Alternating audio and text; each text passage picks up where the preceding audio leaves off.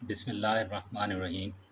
السلام علیکم ناظرین، میں ہوں آپ کا میزبان رافع عامر۔ آپ میرا یوٹیوب چینل دیکھ رہے ہیں۔ آج ہم انشاءاللہ مکہ مکرمہ کے سفر میں آداب مکہ مکرمہ اور بیت اللہ شریف پر حاضری کے آداب پر روشنی ڈالیں گے۔ قرآن پاک میں کم و بیش 33 آیات میں کعبۃ اللہ کا اور شہر مکہ کا ذکر آیا ہے۔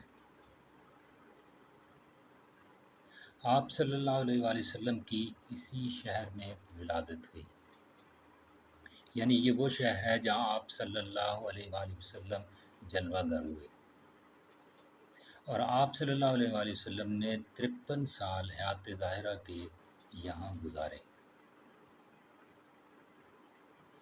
آپ صلی اللہ علیہ وآلہ وسلم جس رات ہجرت کر کے مکہ سے نکل رہے تھے تو حضور صلی اللہ علیہ وآلہ وسلم پلٹ پلٹ کر بیت اللہ کو دیکھتے تھے اور فرماتے تھے کہ اے شہر مکہ، تو مجھے بہت ہی پیارا ہے، اگر میری قوم مجھے پریشان نہ کرتی تو میں کبھی تجھے چھوڑ کر نہ جاتا۔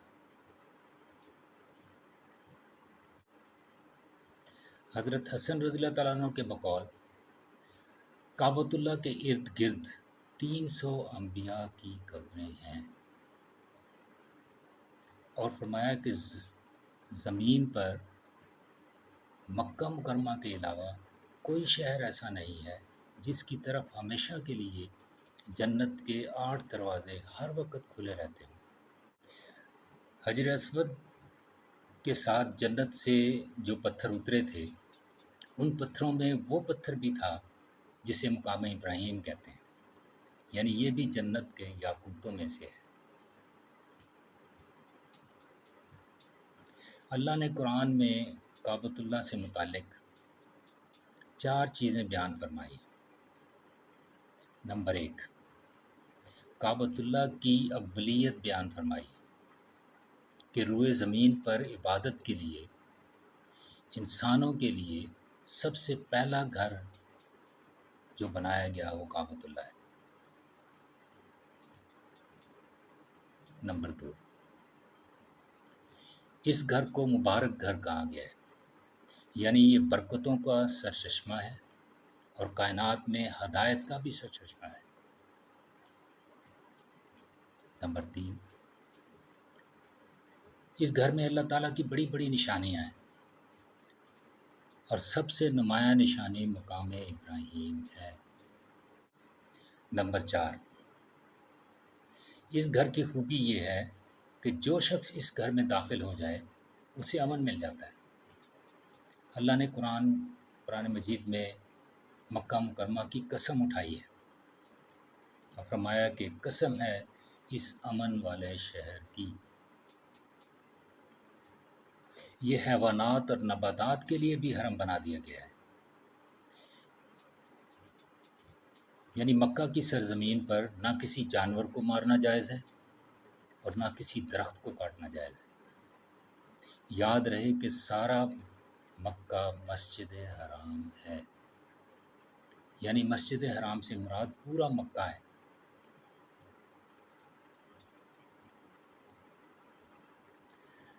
ہر صاحب استطاعت پر حج فرض ہے، اور اگر کوئی استطاعت کے باوجود حج نہیں کرتا تو خطرہ ہے کہ وہ کفر پر نہ مرے۔ فرمایا کہ اللہ کو اس سے غرض نہیں کہ وہ یہودی ہو کے مرے یا نصرانی ہو کے مرے۔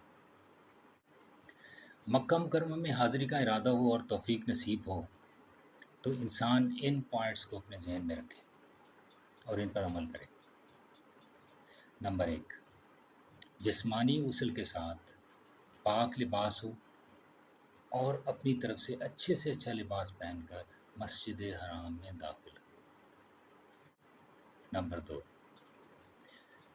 جس طرح ایک مجرم اپنے آقا کی بارگاہ میں پیش ہوتا ہے نا، سر جھکا کر ندامت کے ساتھ، شرمندگی سے اور عاجزی سے، انکساری کے ساتھ حاضری دینی ہے۔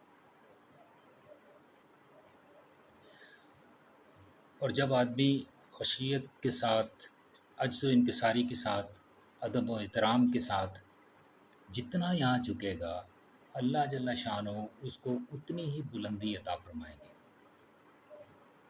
اور اللہ کی رحمتیں اتنی ہی تیزی سے اس کی طرف متوجہ ہوں گی۔ یہ مقام شکر ہے کہ اللہ نے اپنے گھر میں بلایا، اپنے فضل و کرم سے بلایا۔ نمبر 3، باب السلام سے فرسٹ ٹائم داخل ہونا افضل ہے۔ نمبر 4، جب کعبۃ اللہ پر پہلی نظر پڑے تو یہ دعا مانگے کہ یا اللہ مجھے مستجاب الدعوات بنا دے، یعنی میں جو بھی دعا مانگا کروں تو قبول کر لیا کر۔ تجلیات الہی پہ آنکھ جم جائے، تجلیات الہی پہ آنکھ جم جائے، میں دیکھتا رہوں کعبے کو وقت تھم جائے۔ نمبر 5، جب آپ بیت اللہ میں داخل ہوں تو داخل ہونے کے بعد طواف کریں۔ نمبر 6، جیسا کہ عرض کیا کہ سارا مکہ مسجد حرام ہے، اور مسجد حرام میں ایک نماز کا ثواب 1,00,000 نمازوں کے برابر ہے۔ علماء فرماتے ہیں کہ بیت اللہ میں آ کر پڑھے گا تو اس کا تو کوئی حساب ہی نہیں ہے۔ نمبر 7، اپنے گناہوں پہ استغفار کرنا ہے، یعنی دل سے شرمندہ ہونا ہے، زبان سے معافی مانگنی ہے، اور جسم سے گناہوں کا ترک کرنا ہے، اسے کہتے ہیں استغفار۔ اور پھر سچی توبہ کرنی ہے۔ توبہ کیا ہے؟ یعنی خود کو اللہ کے حکموں اور آپ صلی اللہ علیہ وآلہ وسلم کے طریقوں پر چلنے کا پابند کرنا، اسے توبہ کہتے ہیں، یعنی استغفار اور توبہ کرنی۔ نمبر 8، بیت اللہ پر اللہ کی 120 رحمتوں کا نزول ہوتا ہے، جن میں سے 60 طواف کرنے والوں پر، 40 حرم میں نماز پڑھنے والوں پر، اور 20 ان پر جو صرف بیٹھ کر بیت اللہ کی محبت سے زیارت کرتے ہیں۔ نمبر 9، آپ صلی اللہ علیہ وآلہ وسلم کے ارشاد کا مفہوم ہے کہ جس نے بیت اللہ کی زیارت کی پھر یہاں کسی سے جھگڑا، بدزمانی اور فساد نہ کیا تو وہ گناہوں سے اس طرح پاک ہو جاتا ہے جیسے ماں کے پیٹ سے پیدا ہوا ہو۔ نمبر 10، آپ صلی اللہ علیہ وسلم کے ارشاد کا مفہوم ہے کہ جو شخص حجر اسود کو مس کرتا ہے یا اس کو بوسہ دیتا ہے وہ ایسے ہی ہے جیسے اس نے اللہ کے ہاتھ کو مس کیا اور اس کا بوسہ لیا۔ سبحان اللہ۔ نمبر 11، عبداللہ بن عباس رضی اللہ تعالیٰ عنہ فرماتے ہیں کہ مکہ مکرمہ کے علاوہ مجھ سے کہیں پر 70 غلطیاں بھی ہو جائیں تو میں گوارا کر سکتا ہوں، مگر مکہ مکرمہ کی حدود میں ایک غلطی بھی گوارا نہیں کر سکتا، یعنی اتنا احترام ضروری ہے۔ نمبر 12، سیدنا فاروق اعظم رضی اللہ تعالیٰ عنہ جب حج کے مناسک مکمل ہو جاتے تو آپ سب کو اکٹھا کر کے ایک ایک علاقے کا نام لے کر کہتے تھے کہ یمن والوں واپس چلے جاؤ، شام والوں واپس چلے جاؤ، عراق والوں واپس چلے جاؤ، اور فرمایا کرتے تھے کہ میں یہ اس لیے تمہیں کہہ رہا ہوں کہ جلد واپس چلے جاؤ کہ زیادہ رہنے کی وجہ سے اللہ کے گھر کا ادب تمہارے دلوں میں کم نہ ہو جائے۔ نمبر 13، عمر بن عبدالعزیز رضی اللہ تعالیٰ عنہ نے ایک بار صحابہ سے پوچھا کہ حج کے بعد مکہ مکرمہ میں کتنی دیر رکنا چاہیے، تو صحابہ نے فرمایا کہ آپ صلی اللہ علیہ وآلہ وسلم سے ہم نے پوچھا تھا تو آپ صلی اللہ علیہ وسلم نے فرمایا تھا کہ 3 دن، اس کے بعد مدینہ واپس لوٹ جائیں۔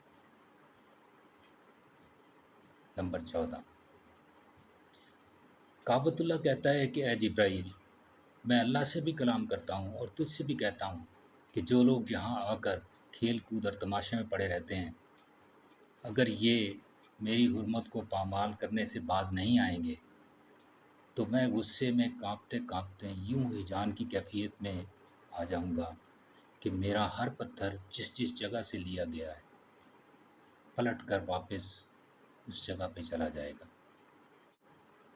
نمبر 15، ناظرین، اگر خدا نخواستہ وہاں پر کوئی غلطی سرزد ہو جائے، انسان ہے، خطا کا پتلا ہے، تو اس کی معافی بھی ادھر ہی مانگنی پڑے گی، وہیں پر اس کی تلافی کر کے آئیں، مقام پہ آ کے اس کی تلافی نہیں ہو سکتی۔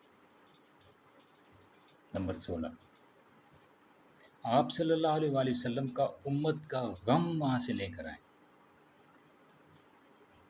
کیونکہ آپ صلی اللہ علیہ وآلہ وسلم آخری نبی ہیں، اب کسی نبی نے نہیں آنا، ابھی آپ صلی اللہ علیہ وآلہ وسلم والا کام، دین کو اپنی زندگی میں لانا اور قیامت تک آنے والے لوگوں تک پہنچانا، یہ میری اور آپ کی ذمہ داری ہے۔